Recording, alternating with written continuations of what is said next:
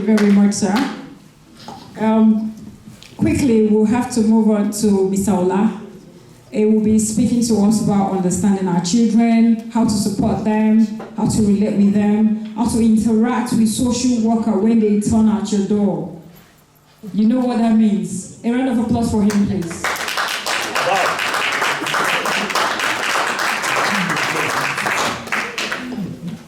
Good evening, everyone. I know most people would know me as Mr. Ola. And I've got my mom at the back there. Anywhere I go, I always know that I have to choose my words. So, thank you very much for inviting me. I know we've been fed with a lot of information, knowledge, and it's good. Some of us, we left the country to come and better our lives here. And when we come here to better our lives, there's a land of opportunities. At the same time, the same way you are prioritizing of making that money, that they said, pounds is here. You know how much it costs now if you exchange rate now. So don't, because of that exchange rate, and forget your children. You might be physically present at home, but emotionally, you are not connected with them. And don't forget these children also. The same way they come to this country, they find it challenging to balance themselves. And there are a lot of things happening. Where? School, good. I don't want to play something for you today, but there is an audio that a 3-year-old daughter returned back home and told mommy, "Mommy, you go to jail. If you beat me, you go to jail." The mommy said, "Why? How?" He said, "My teacher told me, if you beat me, you go to jail. This is what they told us in school today." And at the same time, just 2 days ago in Birmingham, the parent just called me like, please, paper. I said, what is happening? We've told you people there's something out there. Nelson Mandela said, education is the best weapon to change the world. And you have to search for that knowledge. Ignorance is not an excuse in this country. What is acceptable way of upbringing in this country? Parenting. They have their law. Pastor, the solicitor, social worker, experienced social worker has said much about that. There's a policy, process, procedures. But there's also something. If I could get it here, I will. Yes. A BBC News report says Chief Constable Dave Thompson recently said that he recognized the force was not free from bias, discrimination, or even racism. He concluded that, "I apologize to our black communities for the things the police have got wrong over the years in how we have policed them." The report concluded the use of force is disproportionately on the black community rather than the wider black, Asian, and ethnic community. That is the reality. In the same way it's happening in the police, it's happening in schools. Your children came just a couple of days, weeks, they face bullying in school. And they don't know where it's coming from. A boy in Birmingham told the teacher called the mom that, "Oh, your boy said, Mommy, Daddy beat him." Mommy said, "No." "How? When?" "Show me." They said, "Daddy do like this. Tap." "What did you do that Daddy tapped you?" He said, "Oh, Daddy played the laptop and he poured water on the laptop." Maybe Daddy was just saying, "Oh, my homework, my assignment," out of. That was how they said they want to have the meeting with the parents. And they were calling me. I said, "Calm down. They are not going to kill you. They just want to understand. Because there's something we call safeguarding process. They have to follow it. But it depends on who handled that case. Thank God, Pastor Tom mentioned that he started working doing some work with the council. Because if you Google it, England social care unfit for purpose. The way you think things are developed, this is a developed country. You think it's not working where you're coming from. It's not also working here. They don't know their bearing as well. The politicians, they don't know their bearing. They mess up things. So don't be a victim. Don't put yourself in that dangerous side of the story. That is why we said we need to empower ourselves. And while we are doing that, we know there are things we need to learn and unlearn. That is why we come up as an organization. Save the Woman is a community advocacy organization. We provide advocacy support, training to families. We come up recently with a course called Afrocentric Parenting Course. It's about letting family know the best way to deal with things, the best way. In fact, the use of our language can go a long way. The use of our language can go a long way. What you say, or sometimes they ask you question, just because you just want to overprotect yourself or defend yourself. You started telling ABC how monkey and donkey, they mix each other. When they are not even asking you, but you end up knowing that it is what you said that they will not be using as a reason to either take your children or get involved. There's this report just a couple of days ago from 2010 March, and now the child protection investigation has gone up over 70%. For families to go through that proceeding, it's not easy. It's not something ordinarily. So we don't want such to happen. So that is why we come up with that course. You can find us on Facebook, Instagram, Twitter. If you go to YouTube, search Save the Woman or Afrocentric Parenting Course, you will see how to go about that. And we also provide early intervention support. Thank God Mr. John Kabuye mentioned, he has the echo shop. Know where you go to ask for support. Don't go get a wolf where you tear your pocket. A family, when they were dealing with matter 2 days ago in Bamia, they said, oh, the boy used to take extra portion when they are giving children food in school.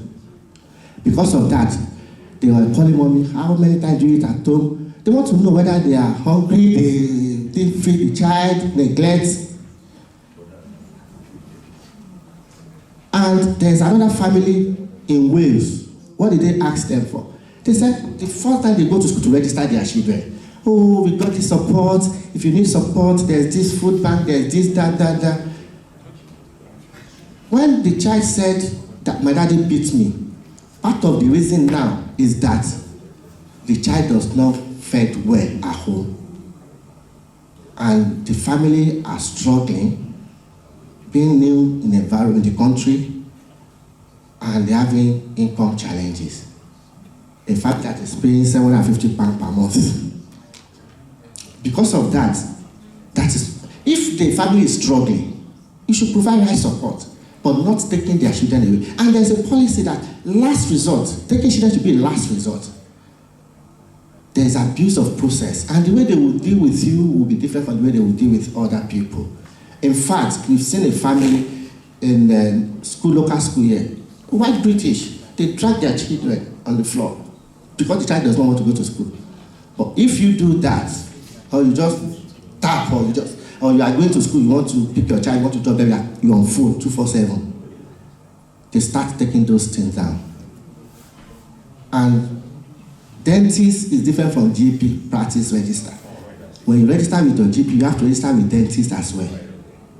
Because that's part of neglect when they are doing the strategy meeting. You are not going to pay for the children. They will be going for checkup every 6 months. So what stops you from doing that? We also have a course. That one is starting tomorrow. It's not too late for you to register. It is called Afrocentric Men Act Top. As a man, as an African man, what will they do for Nigeria? We know if we do for a year. The way we are interacting, because when there's an issue between the couple, there are ways of settling it. When you are talking to your people back home, shouting, screaming, excited, happy, your children cannot see it that way. But I say, that it scared me. And when the child goes to school, say, I'm scared. That's another issue. or mom and dad used to shout at each other. That's another issue. And domestic abuse, domestic violence is issue in our community. In fact, in this country, white British, they separated more than us, but you cannot know the difference. When I was with a colleague in Tisa here, she will call her ex-husband to come and look after their son because he wants to go out with a new boyfriend. It's acceptable. But you as an African man, your mind will go back where you are starting from. What do you want to do? So the way to manage that, you'll be empowered. And the person that is going to take us the course, facilitator, is a senior social worker, is a foster parent, and is also a manager in camps. We'll be able to let you know how to deal with, even if you want to divorce, if that's the last option for you, you prioritize your children. So please, it's not too late to do that. And lastly, we are having another event, November 23rd, Keeping Families Safe and Hate Crime Awareness, case study of African community. The chief prosecutor for Crown Prosecution Service in Northeast has agreed to lead that conversation.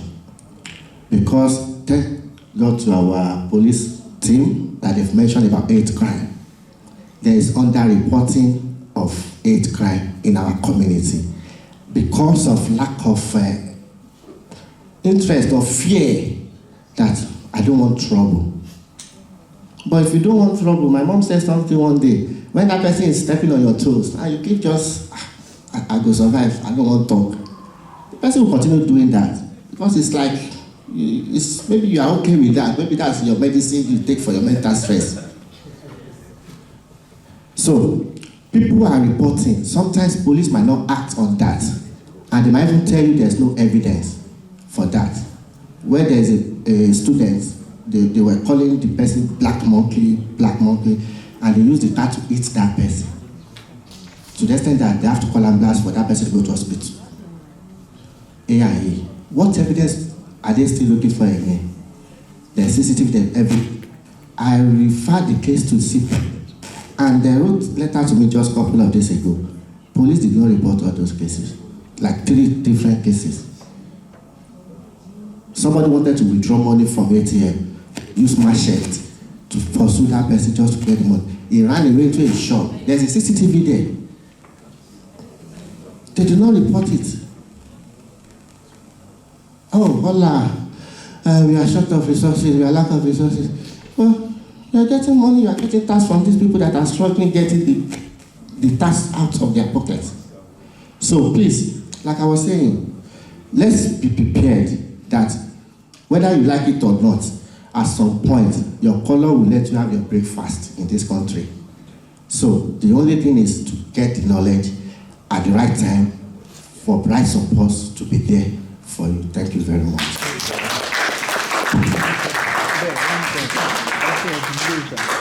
Thank you very much, sir. Thank you. For everybody thinking that this is taking too long, don't worry, we'll soon be rounding up. Next up is our welfare president, Tisa University, Mr. Femi Abolade. Give a round of applause for him, please.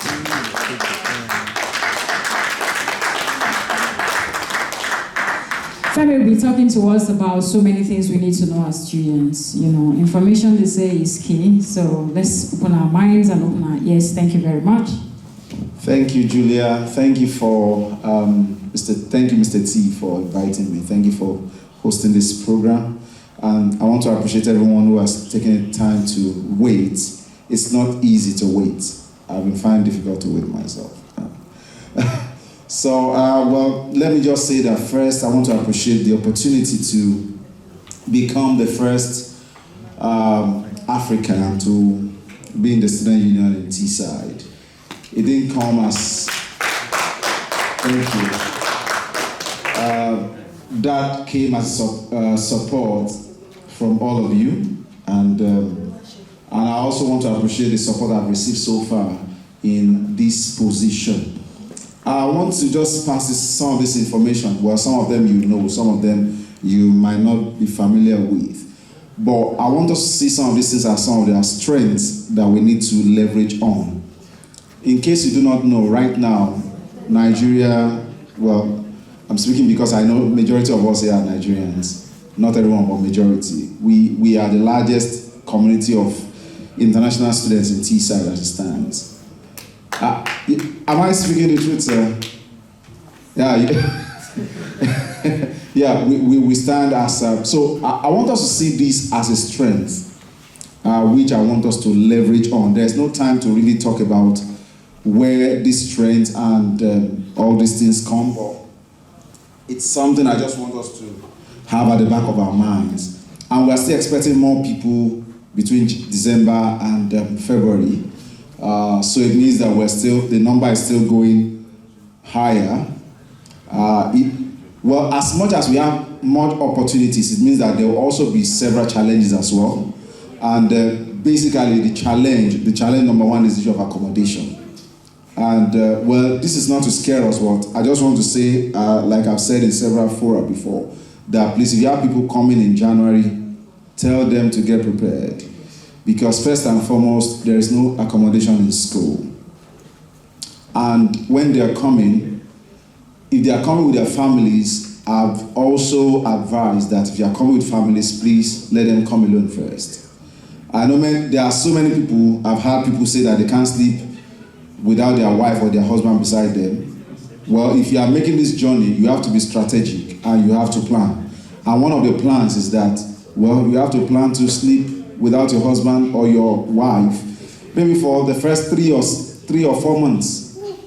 Yeah, it's not so difficult like many people tend to portray it. I was there for 7 months before my family came, and I didn't die. Not in winter time, sir. What is it? Not in winter. You saw that I was there during winter. I didn't die. You won't die, please. And this is because as much as we want to escape some of the issues we are living back home, we should not jump into situations that will now be regretting that why did I take these steps in the first place. I've had people who you know obviously that people come to the SU. I've had people told me that I regret coming with my wife.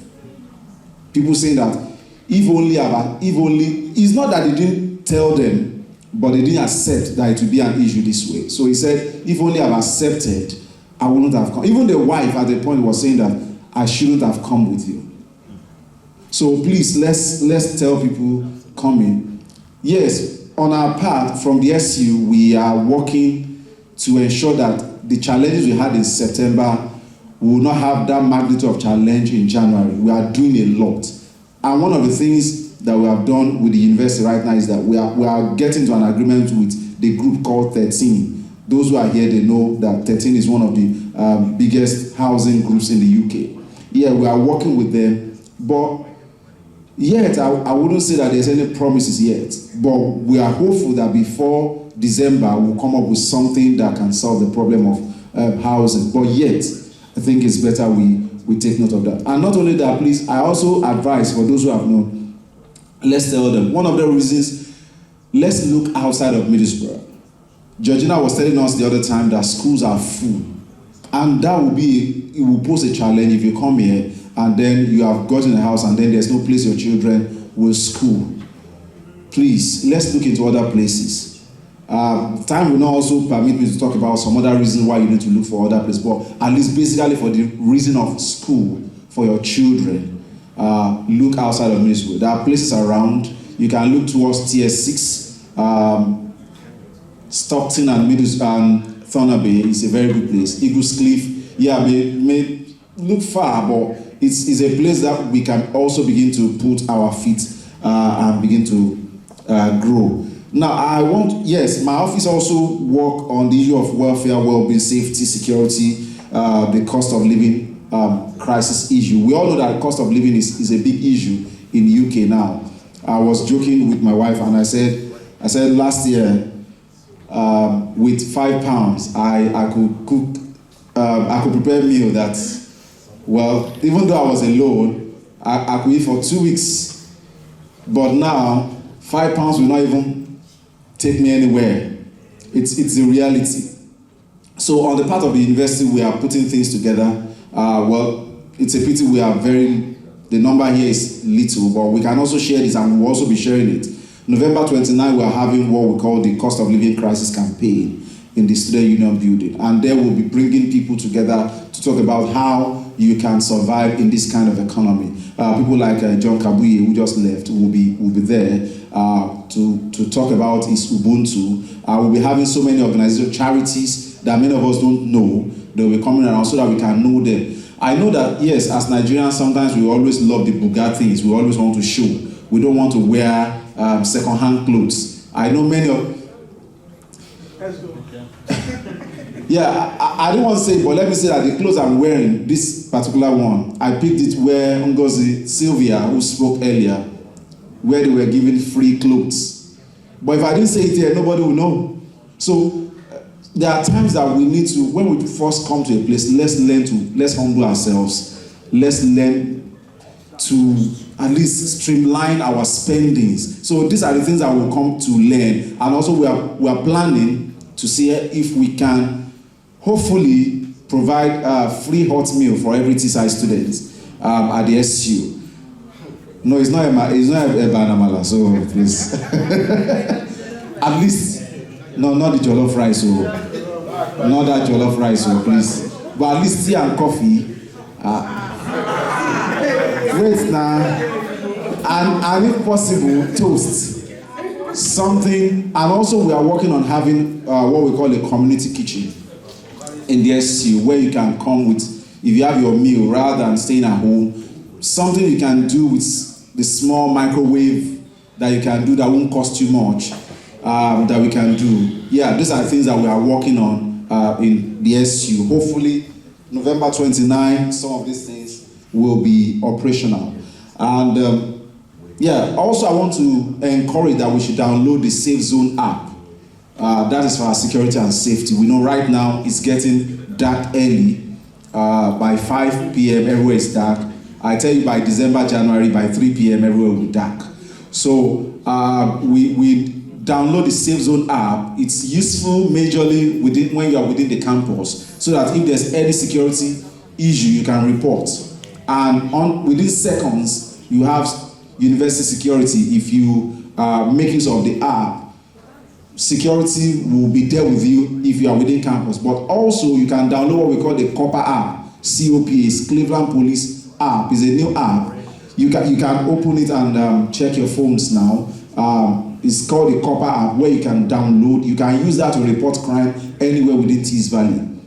So you can either report whether you want to mention yourself or anonymously, and you may likely be seeing me on campus from next week, going about from one building to the other doing this campaign, because we want at least all students to download this app, so that it's better you have it and don't need it than to need it and don't have it.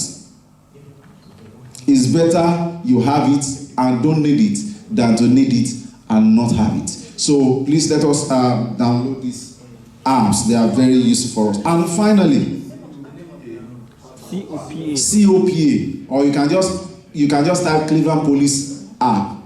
I think it's Cleveland Online Policing app or something. So yeah, so you see that. So finally, because of the time, I want to bring this one to our attention. And I know it may not really concern those of us here, but it may also concern us. And somebody already mentioned it, I don't know, I've forgotten who now. Please, for those of us who are still single, whether we are single, double, single searching, or geographically single. I hope you understand geographically single. Or double single. As long as you're still single or you want to play fling, I'm not preaching here to you that you should not do it. I'm only saying that please don't engage or don't go to challenge. How best to put it? Don't go to meet local students or home students for relationship. Now, listen to me. I'm not saying that you cannot get somebody here to marry. There's no time to actually go into all these things, but I'm saying this based on some intels which I have. There are a lot of reports going on in the university that's black students, with majority actually Nigerians. And because back home, you can just see a fine girl and just say, hey girl, how are you? I like you. And then you do the toasting. Here, it's not like that. In fact, you can be arrested for harassment. Please, there are several subtle ways to go into a relationship, not by just approaching somebody. And then the report has come too much from the library. Now, book get us even a glory for library. It's not a relationship zone. Please, help us pass this message to others. When I posted, I talked about this on our group some times ago, and somebody, I love the way the guy approached me. I said there are apps where you can actually meet people, and the guy came to me and said, please mention some of the apps, and I gave him. Don't ask me how I knew. So please, there are ways. I'm planning to see a way where we can begin to talk about. I'm planning to start something called Jackpot Blues, where we'll talk about how you can go into some of this relationship and things like that. Yeah, but please, for the sake of yourself and for the sake of the village people that you have left back home, don't do things that will send you back to them. Please. Thank you very much.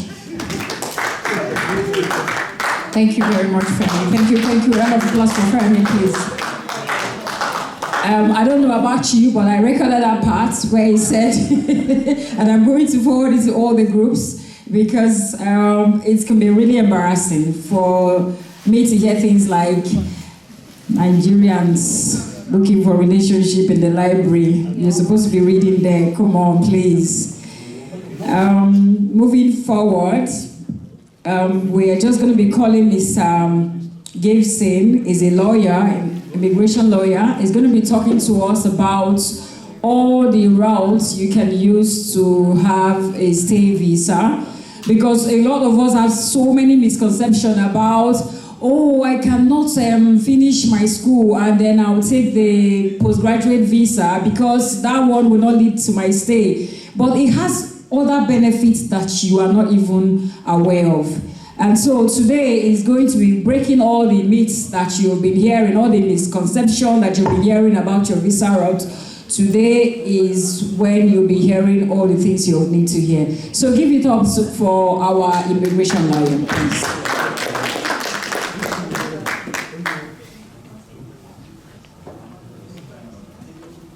Thank you.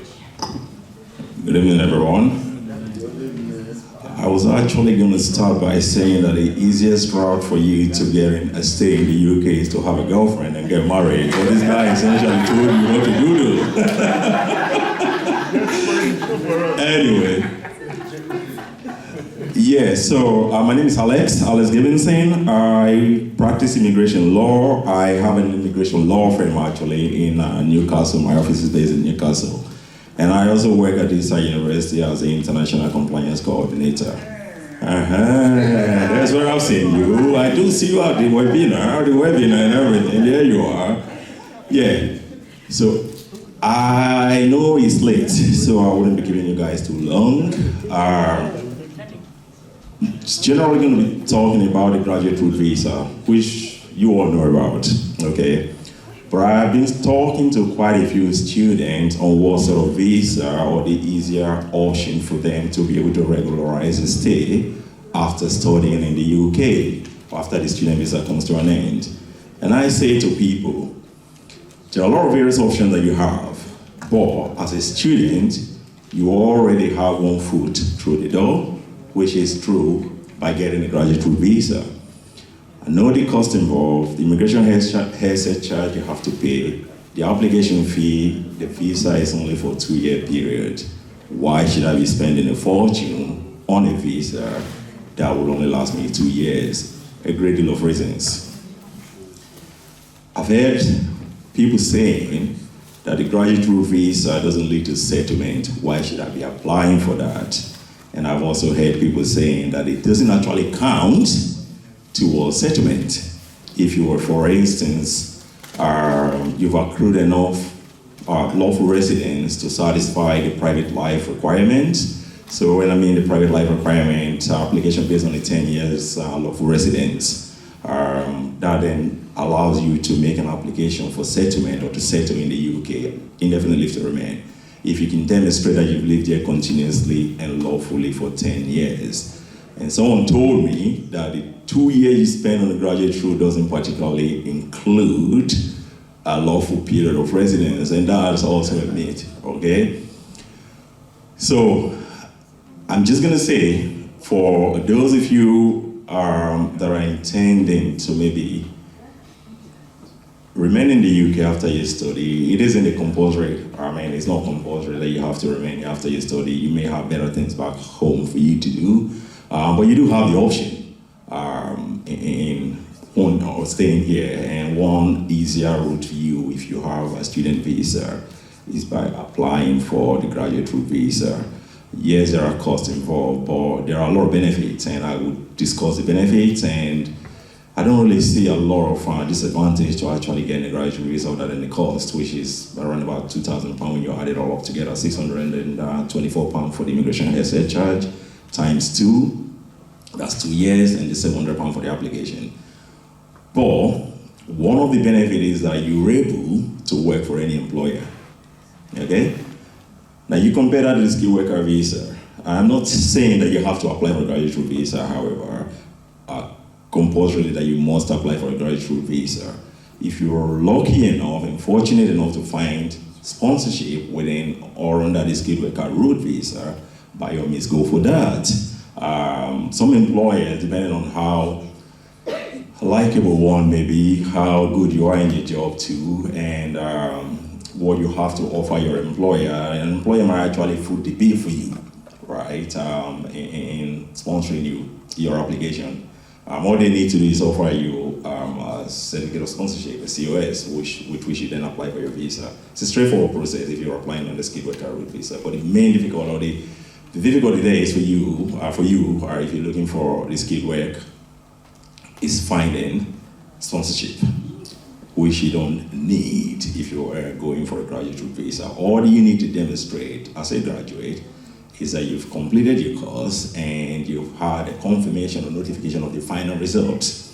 And you must, very, very important, have a couple of days at least remaining on your student visa. Because if your student visa expires, you're no longer able to apply for the graduate route visa. Okay? So you don't allow your student visa to elapse. If you do, you lose the opportunity. Okay? So you have your CAS, you have your student visa, that's very good. If you're coming to the end of your stay here in the UK and you've completed your studies and your visa is running out, do not allow the cost, application cost, or the headset charge cost, all of these again fees you recoup. Anyway, do not allow the cost of an application to deter you from applying for the graduate route visa. It is important for you to do so. And also you should bear in mind, after you've lived in the UK for 10 years, and a lot of people know this anyway, but I don't understand where the information about the 2 year that you've lived lived in the UK on a graduate route visa, how that doesn't count to the 10 years that you need to then apply for indefinite leave to remain based on long residence. Because the whole point of a long resident visa is called lawful residence. Okay? So if you have a graduate route visa for 2 years, it is lawful.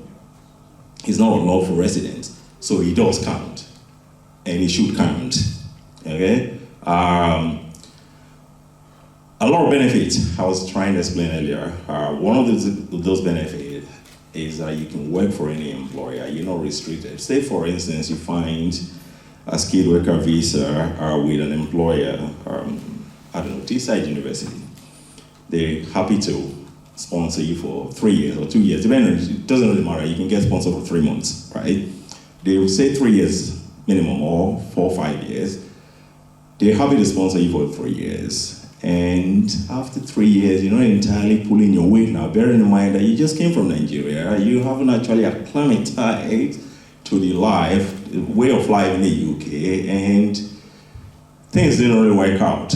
after 3 years of being in T-side working for an employer, you spend 1 year doing your master's program or whatever degree you have, and 3 years working for an employer, or even before then, maybe your employment sponsorship stops.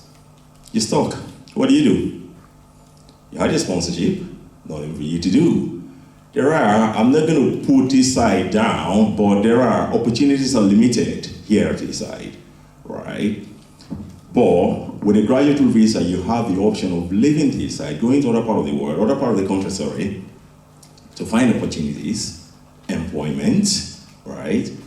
I had a client one time in Scotland, Edinburgh University.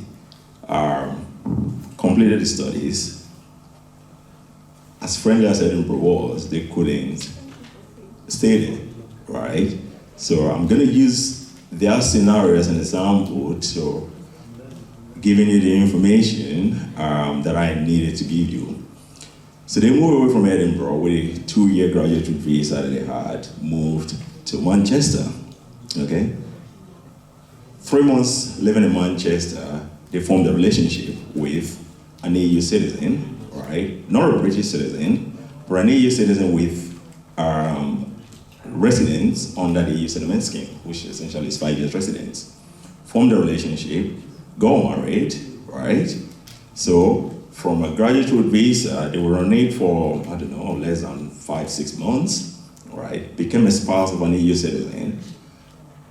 Because of Brexit, an EU citizen with 5 years residence is they do, not almost, have a similar entitlement to a person with a British passport, essentially, because they can sponsor your application. So it's not only a British citizen that you want to be forming a relationship with, or a person with an indefinite leave to remain that you want to be forming a relationship. That's for you that are single without, I'm not suggesting by any means, disclaimer here, right? Not suggesting by any means that you should abandon your family, your wife, or whatever relationship you already have to then go looking for another relationship so you can have settlement or stay here. But this is just an example of someone that I have worked with in the past, right? Moved to Manchester, 3 months or so of living in Manchester, formed a relationship, and they obtained residence from that route. Graduate visa, abandoned, right? So there are opportunities for you. For you, relocation is one thing, is key also. So you can't be stuck in a particular place and wanting things to happen in a certain way. Things are always going to happen in the same way if you live in Middlesbrough, for instance. If you live in Stockton, it will always be the same. If you live in Sunderland, things are always going to be the same. But your environment essentially dictates what goes around you, okay? So that's one option, okay? I promised earlier, talking to the host, that I was only going to be talking about the graduate visa, and I was going to be encouraging you guys who have the opportunity to apply for a graduate visa to do so. The cost should not deter you. If you can afford it, go ahead. If you can't afford it, then that's understandable for you to then maybe start seeking residence or permission to stay under the skilled worker visa. If you can afford it, the cost is, astronomical for a student. £2,000 is a lot of money. But in the long run, you can work for anybody. Okay? If you're looking for a skilled worker visa, again, I'm not trying to deter you or discourage you from seeking a skilled worker sponsorship at all. If you're looking for a skilled worker visa, sponsorship, however, another option or avenue for you to be able to get a full step into that route would be voluntary work, internship. A lot of you guys are here on a 2-year student visa doing a master's program, applied or advanced practice or whatever, right? You can seek opportunity outside of what a university can do for you, okay? So if you, for instance, right, you made an application to a university to study, business management advanced practice or whatever it is, right? And you get your class for a year, 18 months or thereabout, almost 24 months. Your visa combination of the visa will be for 2 years or thereabout, okay? You're doing your course, you're relying on waiting for the university to actually find you your internship or placement or whatever. You can do so yourself and then notify the university. okay, outside of what the university will give to you. I practice law, and this is not a student, however. Someone earlier on was talking about opportunities that you can get through employers and through people to maybe place you in business and training and stuff, things like that. The UK government actually provide funding for all of those. Okay, because you're a student, I'm not entirely sure whether or not there's something you're eligible for or maybe to access, right? But it doesn't deter you or shouldn't stop you from finding a company that you can give an hour, 2 hours a week. I have someone doing for that. I'm 90% of the time at Tayside. I have an office in Newcastle. I have somebody that goes to my office in Newcastle 2 hours a week because they're doing law at Newcastle University. So what I do with them, nothing. I got a client, I just pass the application form for them to complete. At home sometimes in the evening, I look over the application form and give them pointers, guidance on what they need to do better next time they complete the application. That's it. 2 hours a week. If I had a sponsorship license or I wanted to sponsor someone, all I need to do is apply to the UKVI, the Home Office, for a license, because I now have somebody that I want to give opportunity, a job to, right? I need a license to be able to sponsor them. Although they don't need a license, they don't need sponsoring anyway, right? But that's how it works. So if you give your time, a bit of your time, here and there, to, an organization somewhere, right? You committed to it. No, when I can't be bothered today, I'll do it tomorrow. Oh, no, tomorrow comes, I can be bothered tomorrow, I do it the day after tomorrow. You committed to what you're doing, right? Be humble, be yourself, be true to yourself. That's the most important thing in anything you do. Be true to yourself, because if you're true to yourself, you'll be true to others, okay? Give your time a couple of hours here and there, all right? Internship. It'd be part of your placement as well. Anyway, guys, tell me if I'm 2022, right? All you had, if you were a student studying here and wanted to remain, you either need to have at least £200,000 to invest and become an entrepreneur, right? Which is a graduate with the entrepreneur visa route, or you have the graduate entrepreneur route again. That is even much more difficult because you're constantly linked to the university, constantly checking your ability and your progress and improvement and how you're growing your business if you're going through the graduate route. So things are a lot more simplified for you guys, okay? And in the past, I started practicing immigration law professionally in 2013, September. But before that, I was working in the criminal justice system, right? Basically working with victims of crime and witness services, okay? So, same people from majority of walks of life, right? And I have come across, working at the university, I've come across children from various backgrounds, right? At a point, all you had was a tier 2 visa, and the easier way for you to get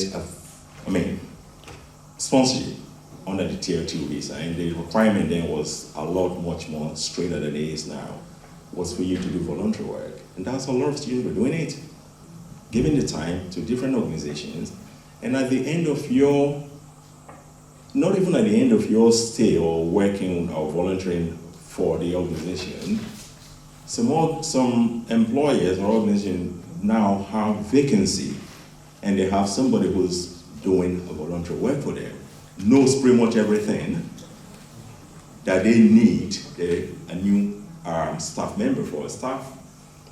So what they do, offer them the job, apply for sponsorship license. And I couldn't tell you how many people within my profession that I have seen helped apply for sponsorship license. Even care works. A lot of carers or care workers here with contract working for the council or through council employing majority of the students sometimes have opportunities or vacancy they need a permanent staff for, right? And they don't have a sponsorship license. If you're so keen, so you have your, I'm talking mainly anyway on the graduate visa, which again, you already have your inroad into getting a graduate visa because you have a student visa. As long as your student visa continue to an essence visa anyway, still working or expired, you can always apply for the graduate visa. But if that option isn't appealing to you, one thing you may want to be doing, instead of sitting on your backside or waiting for the university to provide you with the opportunity to do your internship or to do your placement, you can go out there and look for it, be proactive in finding information, finding things that you need to do. I mean, they say we live in an information age, so you're not disadvantaged in terms of how I can find information that I need.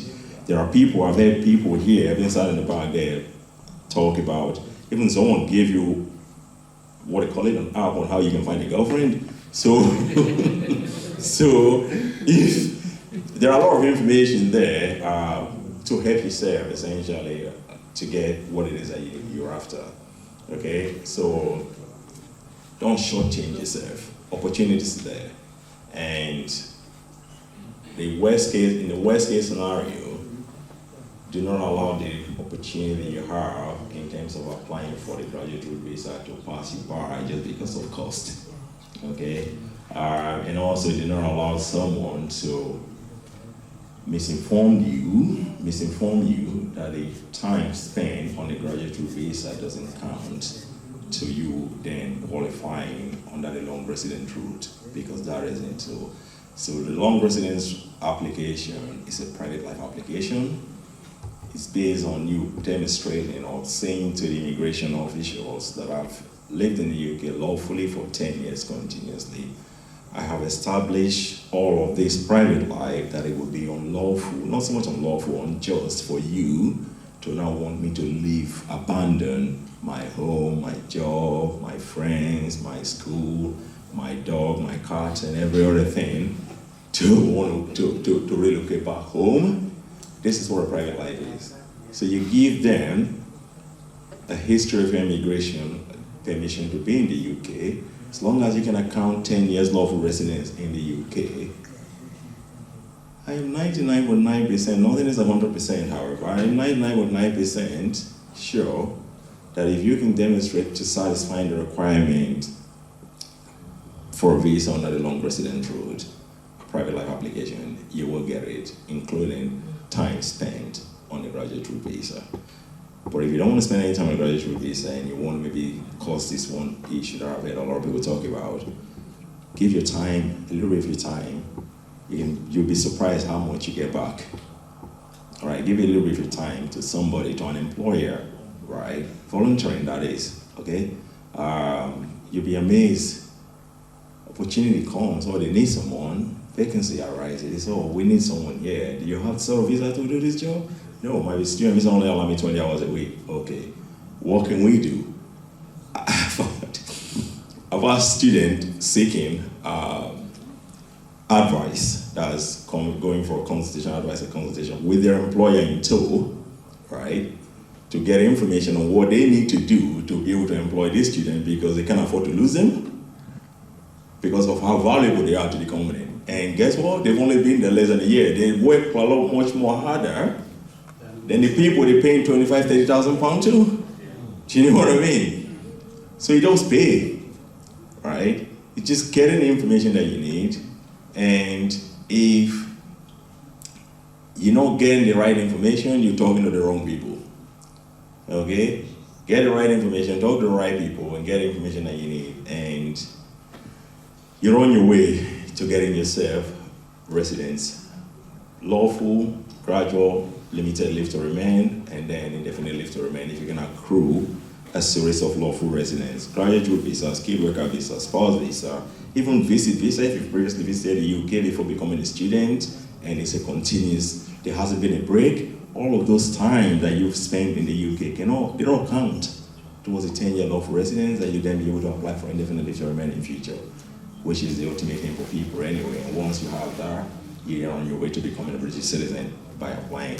There are requirements, however, I should say. I'm not giving you immigration advice that you go away from here right now to then go making an application or whatsoever. If you do so, you're just going to lose your money, waste your time, cost yourself headache and a lot of stress. And immigration sometimes may end up being on your back, okay? So don't do that. If you want to go make an application, seek immigration advice. I offer paid services, and I also do a pro bono, depending on your financial status or how financially buoyant or not that you are, but I run a private immigration law firm, and 90% of the time I'm in Middlesbrough. So basically what I'm trying to say is you don't have to see me to talk to me. Phone call, I do consultation even while I'm here, by phone calls, email, and what have you not. You do have a lot of opportunities, so don't waste it, okay? Thank you. That's the point. Thank you very much, sir. Thank you so much. I hope we do enjoy this, especially this last part. Information is skill. Everything you learn today, put it to work. And also share with people. I know say our people know the hear word. When we say come for a program like this, so that you can use the information you get here, apply it, and get results. Some of us, because this is where the problem comes now. Some people will go out of their way. Someone like me, I cancel shift to come here, and I know some of us did that. It wasn't that convenient, but we did it anyway. And then you are here, you get information, and say, why you don't come tell me now? But you did there when they put this information up. So please, let us use the information that we got from everyone today, from the mental health, to the community, to the cultural cues, the social cues we learned about the African cultures and the British culture, everything, we should put it to work, and of course, better our life and get the best result. Thank you very much. At this point, I'll be inviting Dr. Ate to conclude and give us a vote of thanks. Thank you very much. It was a nice time with you guys. Thank you, everyone. Thank you so much for braving the weather and just showing up and participating. It's been an amazing evening, if you agree with me. And I hope that you have enjoyed every bit of this program. Was it informative? Yes. Did you gain something from it? If we call you again, will you show up? Will you show up early? Will you show up early on time, or are you going to stay halfway through and coming? Anyway, thank you so much for coming. We're just about to finish, but it won't be good for us to come here, not know the people that organize this, not know anything about them. So I will try to be as brief as I can to tell you a little bit about CI&C, which is Community Issues and Concern. We are the people that have brought all of you beautiful people together. Community Issues and Concern just simply brings people together. It engages with the community. And how do we engage with community? We look at the problems that are prevalent at the time. So when there was COVID, there were so many myths about COVID, there were so many misconceptions about COVID, and we brought information to the people. And how did we do that? Somebody says here that it's very risky to be misinformed. So what we do, we bring subject experts, to inform our people, especially people that are just coming into the community for the first time, right? So we do that by getting other people involved. We do that by also liaising with other sister organizations. We've worked with even Ubuntu, we've worked with the council as well. And we also have we've taken on some people for placements from the university. Isn't that beautiful that we can have our own people? And can I tell you, this set of people that are with us, they are giving us fresh ideas. So they're not just picking skills and experience from us, they're also giving us an up-to-date idea. They are displaying, that fresh experience from university. I finished my master's in Teesside 10 years ago. I know I don't look it. So, right. So there are certain things I don't even know anymore, but they bring it on board. So they pick skills from me and then I get from them as well. We also engage with vulnerable people, you know, not just hello, how are you? We actually spend like 2 hours a week with some people that are elderly, that cannot help themselves. If that involves, we do that through our befriending services. So that could mean that we will take them to the GP. Sometimes we will just take them for a cup of tea, just to make them feel identified, you know, just to make them know that we are together. That's one of the slogans of, what's his name, Olora. Can you see? So that's part of the things we do. Now we take information very seriously. So we don't want to bring a social worker to tell you problems that will involve maybe gynecology, things like that. That will be crazy. So if we want to talk about social services, we'll bring a social worker. We want to talk about immigration, we will bring an immigration lawyer. Can you see that? So the main aim of all this is to support our people, not from afar. Get with them, support them. If we don't know the answer, we'll signpost you to where you can get the answer from. So once again, thank you so much. Again, just before I forget, we also recognize the work that other people are doing. You can see Ola here. Ola has his own organization. Can you see that? We had Shade here. We had Ngozi here. We had Georgina here. They all have organizations that they run. We also respect that and we try to honor them. So very soon we will be inviting all of you again to award these people that have contributed to the community. Isn't that beautiful? Yes, so please be there. Not just be there when we be there for one another. That is I get so excited when I can identify with you, when I can be myself around you. I think all of us have that feeling as well. So once again, thank you so much for your patience. Thank you for coming. And please use these opportunities and the things that you have learned today. Okay. Thank you so much. Everyone, there is another program coming up. And this one, Chop Godeo. So listen very carefully so that you can tell other people to come. The team is taking responsibility and community champion award. There'll be jollof rice in this one. There'll be drink. There'll be everything that you like to see. So please try and come and invite other people. Thank you for coming. I'm so proud of all of you, and I'm glad that we had all of you today listening attentively, and I'm sure that we'll see you guys again. Thank you very much and good night.